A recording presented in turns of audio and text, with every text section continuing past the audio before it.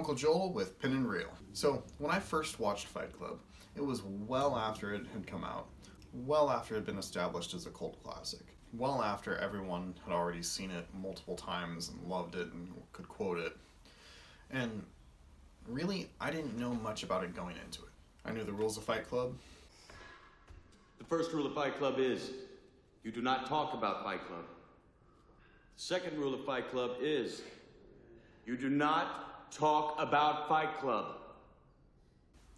I knew that it involved some sort of club that involves fighting, and that was about it.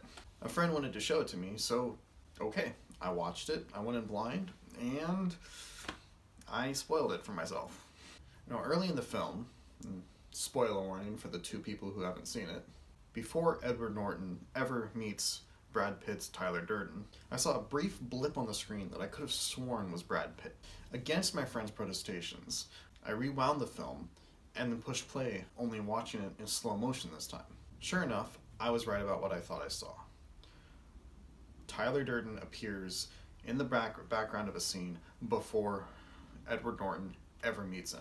So I said to my friend, if this is all in first person, if Edward Norton is telling the story and this is all from his perspective, and Tyler shows up on screen, even for just a fraction of a second, well before he's ever introduced into the movie, could it maybe be that they're both the same person? Just split personalities of some sort? So, yeah, I spoiled the movie for myself. I guess the big twist reveal at the end of the movie, based off of a single spliced image for a fraction of a second at the beginning of the movie. Had I not seen that, had I not noticed it, especially once I tied it in with Tyler Durden's splicing images into other movies, I honestly don't know that I would have figured it out. I mean, maybe I might have come up with something else that helped me figure it out earlier in the movie, but I'm guessing not. Then again, at this point, there's just no way to know. And so it was with a similar sense of, I know the secret, that I went into the Fight Club book. Granted, I had already seen the movie, but there were things within the book that I picked up on that I didn't pick up on when I first saw the movie. For instance, the narrator never says his name. Sure, there is a scene where he mentions a bunch of other names that he has gone by, but he never actually lists his own name. You never find out what his real name is. I picked up on that pretty quickly when reading the book, because I could take my time and go at my own pace, and actually, pause and reflect on things and think about it in a way that you just can't do with a movie. But again, I had already seen the movie, so maybe I was more acutely aware of it, and that's what made me notice it. And that's much of the problem here. Stories that revolve around a major plot twist are fundamentally different after you know the twist. I didn't have the fortune of reading the book before the movie. I didn't even know the book existed until after I had watched it. All that being said, I definitely enjoyed the book. It was good. I really liked it. I feel like if you enjoy the film, you'll enjoy the book, and vice versa.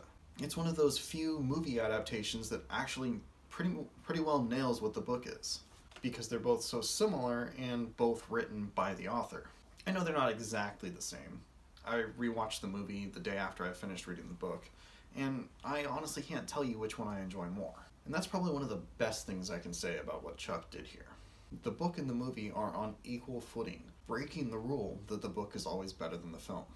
Fight Club has been around for almost 25 years. If you're not already familiar with it, it's either before your time or just outside of your wheelhouse. It's a twisted comedy. The salt balance has to be just right, so the best fat for making soap comes from humans.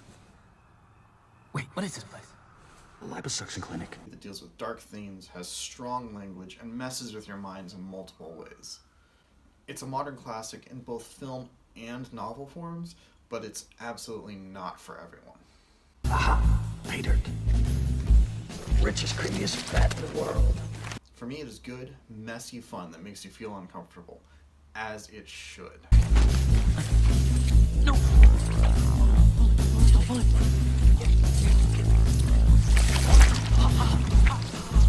Oh, God!